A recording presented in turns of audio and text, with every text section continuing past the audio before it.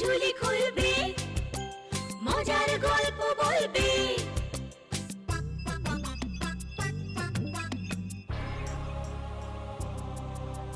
গা ছমছম কি হয় কি হয়, কখনো মজার কখনো বা ভয়। গা ছমছম কি হয় কি হয়, কখনো মজার কখনো বা ভয়। পশু পাখি রাজা রানী ভূত পেতনি, চোখের সামনে সব হাঁটবে চলবে, কথা বলবে, ঠাকুমা ঝুলি খুলবে, মজার গল্প বলবে। ঠাকুমা ঝুলি খুলবে, মজার গল্প বলবে। ঠাকুমা ঝুলি খুলবে। এক গ্রামে পরাণ নামে এক চাষি বাস করত। তার বউ সরলাকে নিয়েই তার ছোট্ট সংসার। সেই সংসারে টাকা পয়সার অভাব থাকলেও সুখ শান্তির অভাব ছিল না। তা একদিন পরাণ মাঠে হাল দিচ্ছিল।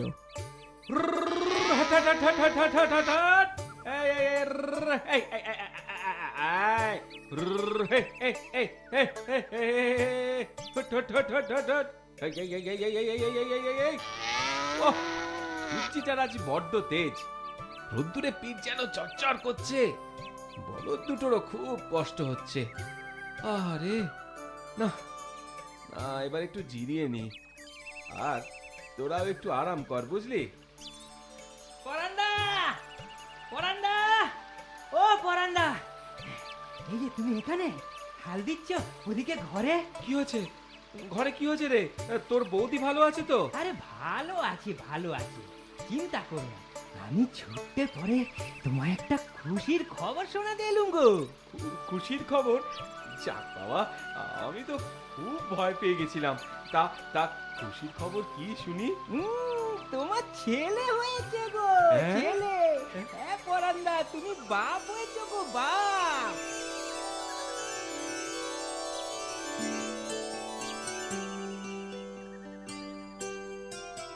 যাও পরাণ, যাও ঘরে গিয়ে ছেলের মুখ দেখো গে, যাও। চাঁদ পানা সুন্দর ছেলে হয়েছে গো তোমার। তারপর আমার পাও না। সেও দেব কোন ধাইমা, সেও দেব।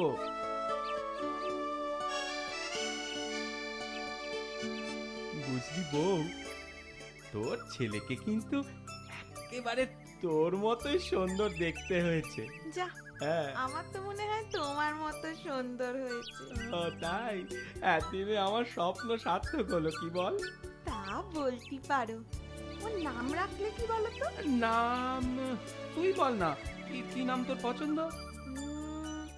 শিবনাথ, শিবু। বাহ, বেশ জব নাম হয়েছে। ও আমার শিবে। কবে তুই বড় হবি রে?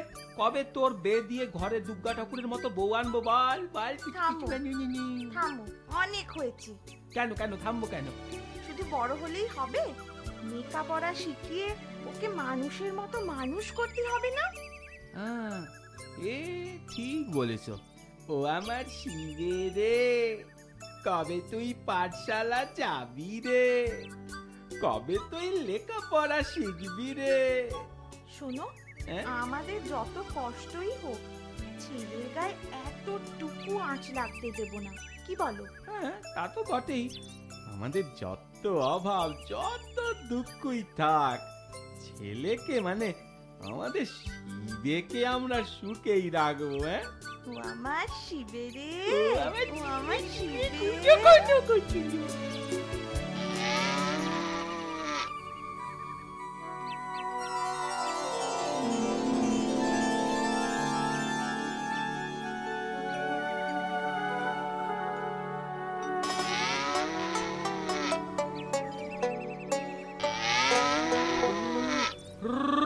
Hot, hot, hot, hot, hot, hot, hot, hot, hot.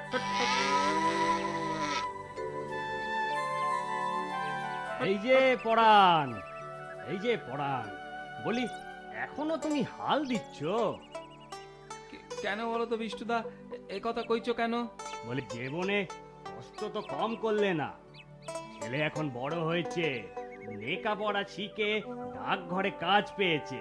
আরে এই সময় তো তোমার আরামের সময়। না গো বিষ্টুদা, আরাম করা ভালো নয়। আরাম একটা কঠিন রোগ।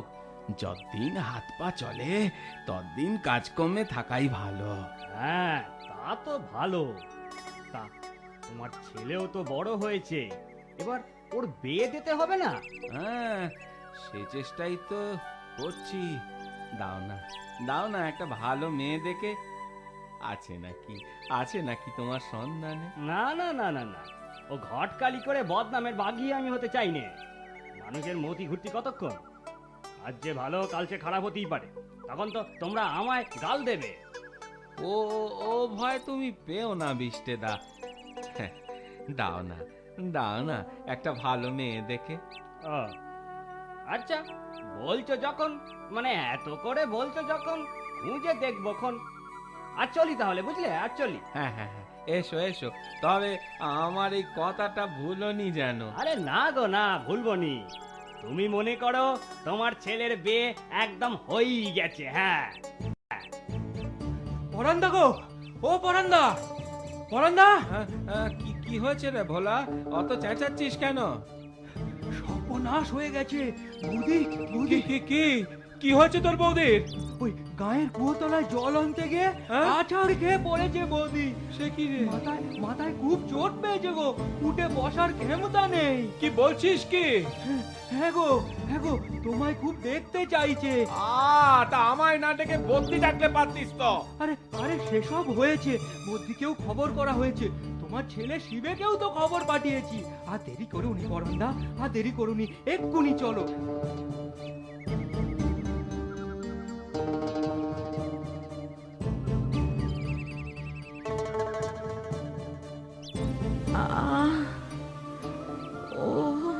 সরলা, সরলা, সরলা, এই দেখো আমি এসেছি।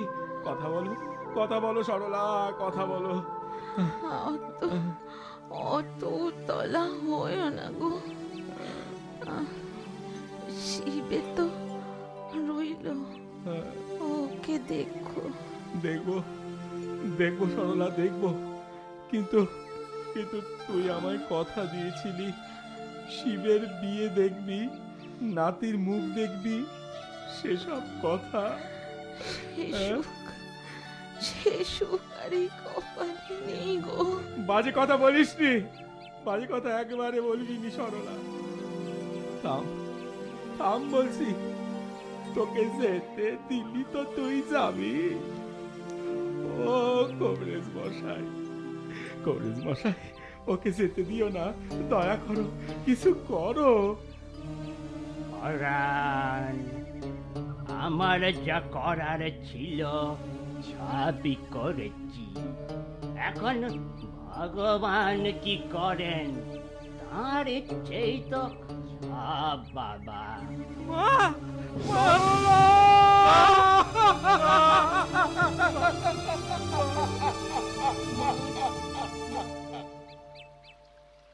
তা পরান্দা, এ বিয়েটা তাহলে পাকা করে ফেলি, কি বলো? তা করো, কিন্তু শিবের মা গত হয়েছে সবে তো 3 মাস, বছর না কাটলি। সে তুমি চিন্তা করুনি পরান্দা, বিয়ে বছর খানেক পরেই হবে খন, পাকা তো করে ফেলি।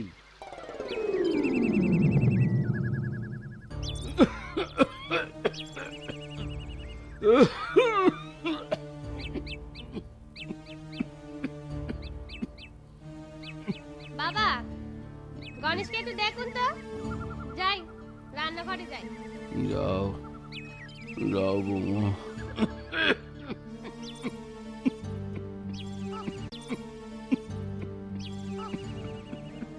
কাশিটা তো ভালোই বাইরেছেন, তা কবরেজকে দেখালেই তো পারেন নাকি?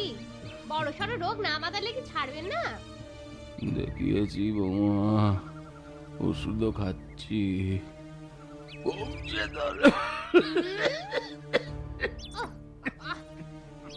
বুঝেছি, আমার দুর্গতি আরো বাড়লো। আর গণেশ, তুই আমার কাছেই থাক। চল আমার সাথে। না, আমি দাদুর কাছেই থাকবো।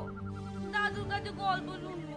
ও না রে বাবা, আর গল্প টল্প শুনতে হবে না, চল আমার সাথে চল। না আমি যাব না। যাবি নে? আবার মুখের উপর কথা, দৌড়।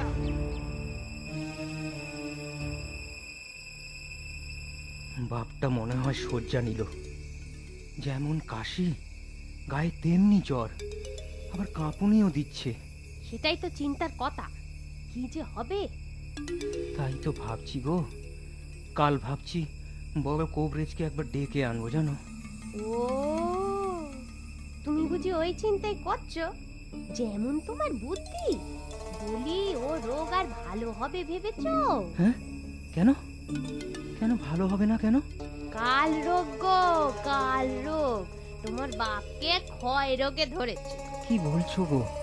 আর তুমি কি করে বুঝলে? তুমি কি কোবরেজ নাকি? আরে বাবা, কাশতি কাশতি মুখ দিয়ে রক্ত বেরোচ্ছে, রক্ত। এ আর ওই কাল রোগ না হয়ে পারে না, বুঝলে? এটুকু বুঝতি কি আর কবরেজ লাগে? হ্যাঁ, তাহলে তো সত্যি খুব চিন্তার কথা। তা না হলে আর বলছি কি, ও বুড়ো নিজেও মরবে, আমাদেরও মারবে। এই রোগ বড় ছোঁয়াচে গো। হ্যাঁ, কি বলছো? তবে উপায়? গণেশটা তো দাদু দাদু করি পাগল। ছেলেটাকে যদি বাঁচাতে চাও, যা বলি মন দিয়ে শোনো। একটা উপায় করেছি। কি উপায়?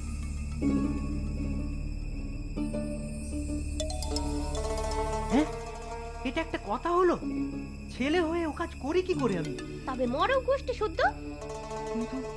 কিন্তু লোকে জিজ্ঞেস করবে না শিবের তোর বাপ কোথায়? বলবে নিখোঁজ হয়ে গেছে, খুঁজে পাওয়া যাচ্ছে না। তবে হ্যাঁ, জঙ্গলে শুধু ফেলে এসোনি যেন, কেউ যদি দেখে ফেলে একেবারে সর্বনাশ হয়ে যাবে। মাটিতে গর্ত করে পুঁতে দিও। কিন্তু যাবার সময় তো লোকে দেখবে। আহা, দিনের বেলায় তোমায় কে যেতে বলেছে বলো তো? ভোরের আলো ঠিক মতো ফোটার আগেই রওনা দাও, আর দেরি করা ঠিক হবে না, বুঝলে?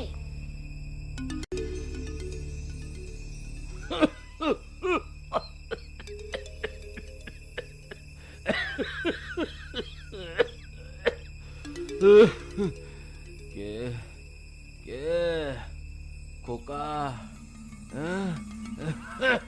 শিবে নাকি রে? হ্যাঁ বাবা, চলো তোমায় নিয়ে যাই। আমায় নিয়ে আর কোথায় যাবি শিবে? কেন, কোবরেজ দেখাতে যাব। এই কাক ভরে দিনের আলো ফুটতে দে বাবা। না, তখন বড্ড দেরি হয়ে যাবে বাবা। এখনই চলো। আচ্ছা চল, কিন্তু আমার যে ওটার শক্তিও নেই রে। ও তুমি চিন্তা করোনি, ও সব নিয়ে তোমায় চিন্তা করতে হবে নি বাবা। আমি তোমায় পাঁজা কোলা করে গরুর গাড়িতে তুলছি এখন। চলো। এই নাও, আমি সব তৈরি করে রেখেছি। হ্যাঁ, দাও। বাবা পড়শিজিকে ওঠার আগেই বেরোতে হবে। কোথায় যাচ্ছ বাবা? এই তোর বাপ চাষের কাজে যাচ্ছে রে। হ্যাঁ, চাষের কাজে যাচ্ছি বাবা। আমিও যাব। আরে তুই গিয়ে কি করবি? আমিও চাষের কাজ শিখবো। তুমি যখন বুড়ো হবে, দাদুর মতো অসুখ করলে, আমিও ঠিক তোমারই মতো চাষ করতে যাব। না, যেতে হবে না। ও না, আমি যাব। আস্তে লোকের ঘুম ভাঙাবি নাকি? কি যে করি এখন? চল আমার সাথে চল। ওহ, আরে বাবা, ওকে নিয়ে গেলে কি করে হবে শুনি? কি আর করি এখন বলো তো? ও তো ছোট নাকি, ও কিছু বুঝবে না, ছেড়ে দাও। চলো হাঁদারাম, চলো।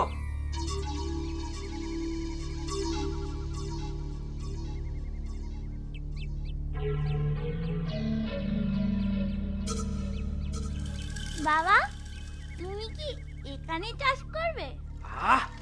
অত প্রশ্ন করিস না তো। চাষ করবে যখন দাদুকে নিয়ে এলে কেন? বাপরে বাপ, প্রশ্নের শেষ নেই। এমনি করে চাষ করে বুঝি? চাষ নয় রে, চাষ নয়। তোর দাদুর তো বয়স হয়েছে, অসুখও করেছে। লোকের বয়স হলি, অসুখ করলি, এমনি করে মাটিতে গর্ত করে পুঁতে দিতে হয়। দাদুকে পুঁতে দেবে? হ্যাঁ, দেব।